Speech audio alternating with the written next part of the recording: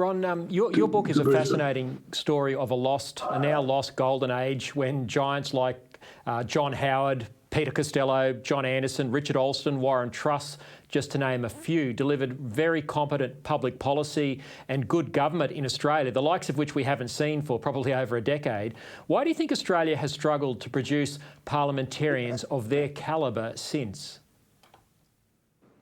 Well, we did have politicians, and you mentioned them. They were giants. John Howard, Costello.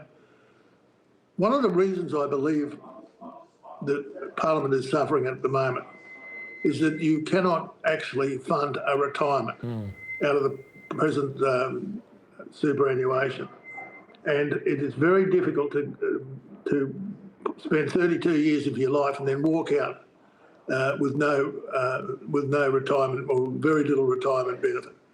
And I believe that is keeping a lot of people out of Parliament. Look, you never go into Parliament to make money. That shouldn't be the reason. But you can't really walk away from Parliament with no retirement benefits and just let your family bat. And I think people are not going into Parliament for that reason. There's no way for them to, on retirement, to have a decent living. Ron, I point that out in the book many times. You do. I think it's a very powerful if a country's case. To have if a country's to have a good future, it's got to have a good parliament. And if you've got to have a good parliament, you've got to have people there with experience.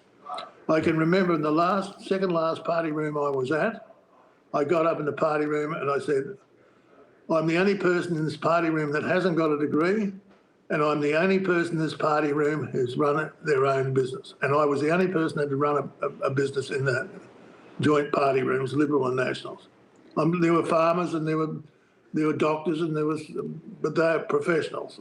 They're not business people. And I suspect it hasn't got any better in the 10 years since you left, Ron.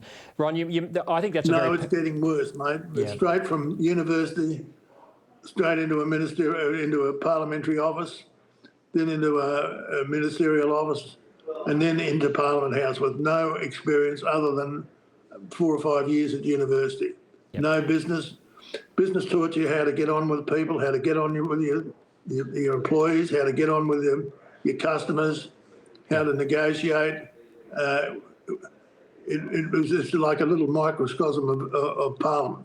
And people just don't have that experience going into politics now. Well, I think the proposition you make in the book about improving the retirement benefits, that was all junk because of populism under Mark Latham. Unfortunately, Australians have this perception, the tall poppy syndrome, but we've got to get over that and, as you say, make sure that there's some incentive for politicians after they leave.